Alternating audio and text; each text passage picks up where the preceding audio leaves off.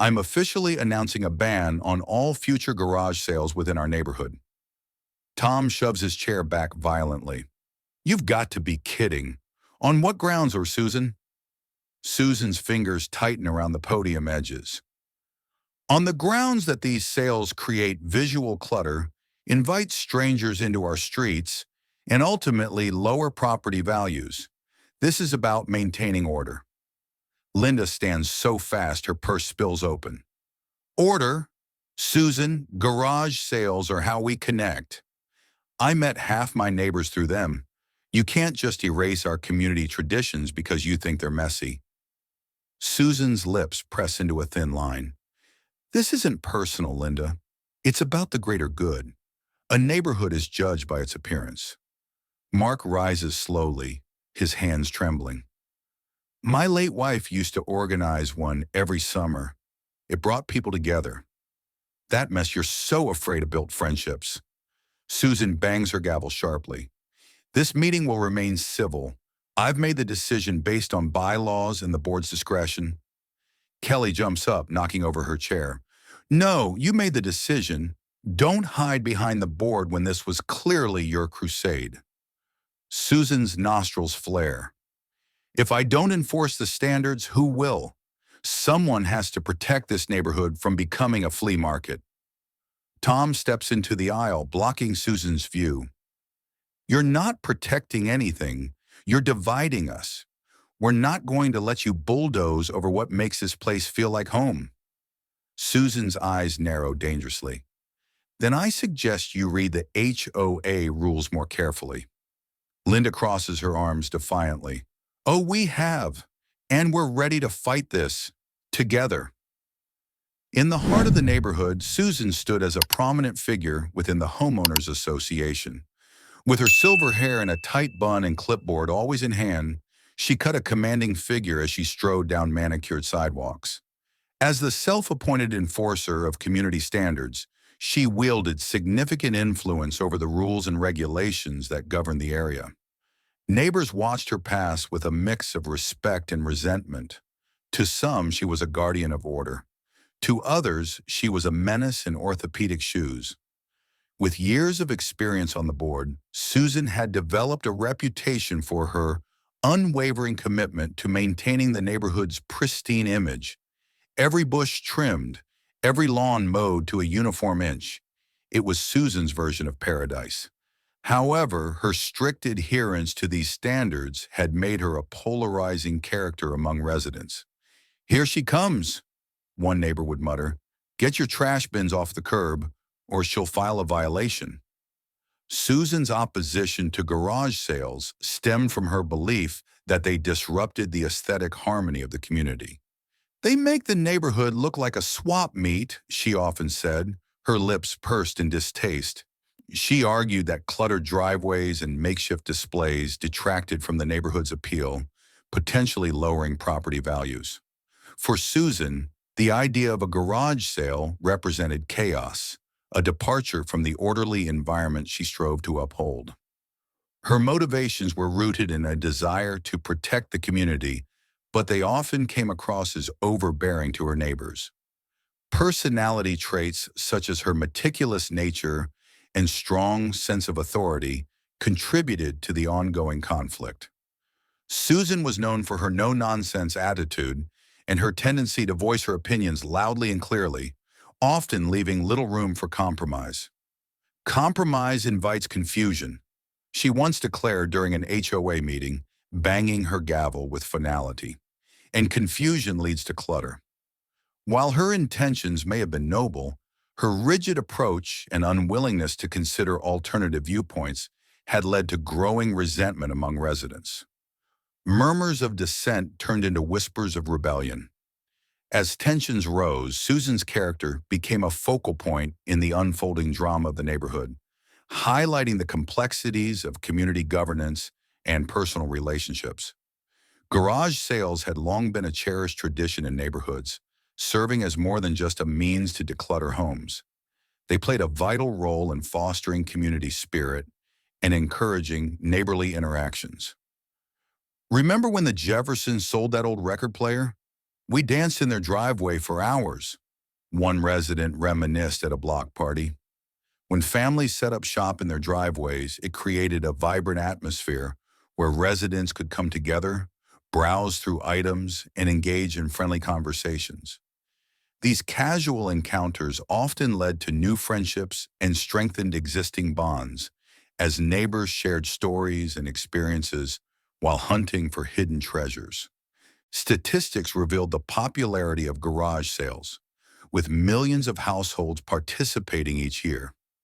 According to a recent survey, nearly 40% of Americans had hosted or attended a garage sale in the past year, highlighting their significance in community life. Anecdotes abounded of neighbors discovering shared interests or reconnecting after years apart, all thanks to a simple garage sale. The benefits of garage sales extended beyond social interactions. For families, they provided an opportunity to earn extra cash while clearing out items that were no longer needed. This not only helped in decluttering homes, but also promoted sustainable practices by encouraging recycling and reusing goods. Additionally, garage sales often served as a platform for local charities, with many families choosing to donate unsold items or a portion of their earnings to community causes. In essence, garage sales were a celebration of community, bringing people together and enriching the neighborhood fabric in countless ways. The atmosphere in the neighborhood was tense as residents gathered for the monthly HOA meeting, a routine event that had suddenly taken on a weighty significance. Folding chairs filled quickly in the community center, and the low hum of speculation filled the room. "I heard she's trying to ban them completely," whispered a young father to his neighbor. The community center buzzed with chatter, but an air of anticipation hung over the crowd as Susan prepared to address the group. With her usual authoritative demeanor, she stepped up to the podium, her expression serious. The gavel struck once, silencing the room. "I appreciate your attendance," Susan began. "We are here to discuss the preservation of our community's appearance and values." As she announced the ban on garage sales, a collective gasp rippled through the room. "You can't be serious!" someone shouted from the back. Susan's voice echoed with conviction as she explained her reasoning, citing concerns about neighborhood aesthetics and property values. However, her words fell flat against the backdrop of disbelief and frustration from the audience. Faces turned red with anger, and murmurs of discontent filled the air. Longtime residents who had cherished garage sales as a way to connect with their neighbors felt a sense of loss wash over them. "I met my best friend at one of those sales," an older woman said tearfully. "This isn't just about junk in a driveway." As the meeting progressed, emotions ran high. Some residents expressed their disappointment, while others voiced their outright opposition to the ban. "I pay my HOA dues like everyone else," said a middle-aged man. "You don't get to dictate how we interact with each other." It became clear that a resistance was forming among neighbors who were unwilling to accept Susan's decision without a fight. Conversations sparked in small groups, with plans to rally support and challenge the ban taking shape. "We'll organize," one woman whispered fiercely. "If Susan wants a war, we'll give her one." The sense of community that garage sales had fostered now fueled a collective determination to reclaim their right to connect and engage with one another, setting the stage for a neighborhood conflict that would unfold in the days to come. In the wake of Susan's ban on garage sales, the neighborhood erupted into a whirlwind of reactions, showcasing a diverse array of perspectives. Some residents, particularly those who shared Susan's concerns about maintaining property values, supported the ban, believing it would preserve the neighborhood's pristine image. "Finally," one man muttered, "no more traffic jams every Saturday morning." They argued that garage sales could attract unwanted traffic and clutter, and felt relieved to have a clear guideline to follow. However, this viewpoint was met with resistance from many others who cherished the sense of community that garage sales fostered. As frustration mounted, Several residents took it upon themselves to organize protests and meetings to voice their opposition. Flyers were distributed, and a grassroots movement began to take shape, with neighbors gathering in backyards and community parks to discuss their shared grievances.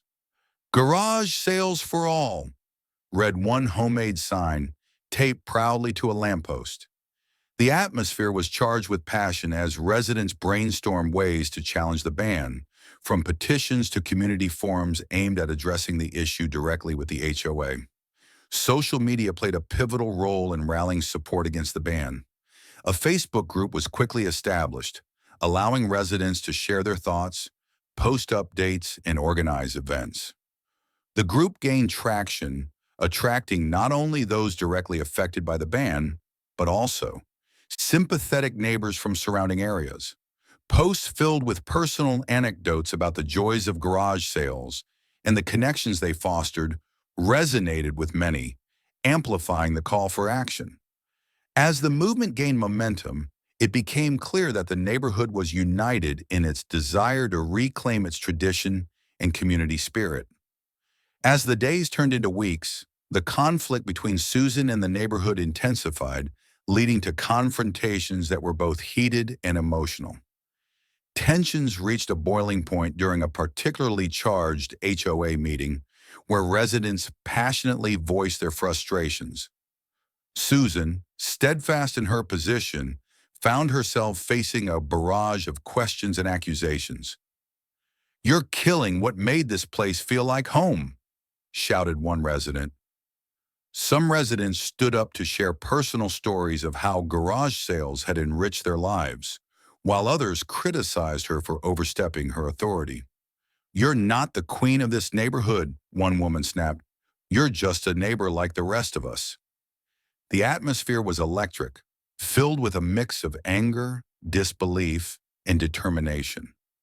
In response to the growing unrest, some residents decided to take legal action against the HOA, arguing that the ban infringed upon their rights as homeowners. They sought to challenge the legality of the ban, claiming it was an overreach of the HOA's power. This move only fueled the fire as Susan and her supporters rallied to defend the HOA's regulations, insisting that the ban was necessary for the community's well-being. The divide within the community became increasingly apparent, with neighbors taking sides. Some residents formed a coalition advocating for the ban's repeal, while others rallied behind Susan, believing that her intentions were rooted in protecting their shared values. Social gatherings that once fostered camaraderie now became battlegrounds for heated discussions, as friendships were tested and alliances formed. "I used to bake cookies with Marcia every Friday," one woman said. "Now she won't even look at me since I joined the repeal petition." The neighborhood, once united by a sense of community, now found itself fractured, caught in the crossfire of a war that had escalated far beyond a simple ban on garage sales. In the midst of escalating tensions over the garage sale ban, both residents and the HOA recognized the urgent need for resolution. Several residents took the initiative to propose negotiations, suggesting compromises that could satisfy both sides.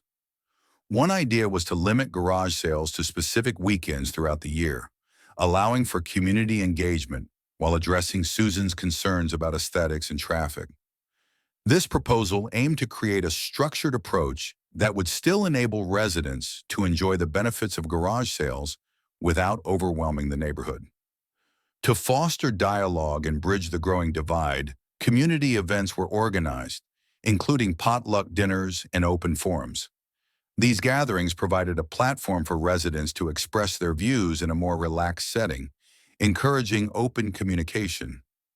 Neighbors shared their experiences and brainstormed solutions, creating a sense of camaraderie that had been lost during the conflict. Recognizing the need for impartial guidance, community leaders and local mediators stepped in to facilitate discussions.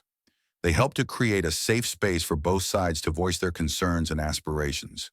Through mediation, residents were encouraged to listen to one another, fostering empathy and understanding. The mediators emphasized the importance of finding common ground, reminding everyone that the ultimate goal was to preserve the neighborhood's spirit while respecting individual rights. As these resolution attempts unfolded, hope began to emerge that a compromise could be reached, allowing the community to heal and move forward together, united by their shared love for their neighborhood. If this story moved you, don't forget to like, share, and subscribe for more powerful tales of resilience and justice. Your support allows us to keep delivering valuable insights and stories that inform and inspire people everywhere. Thank you for watching Work Story, and see you in the next one.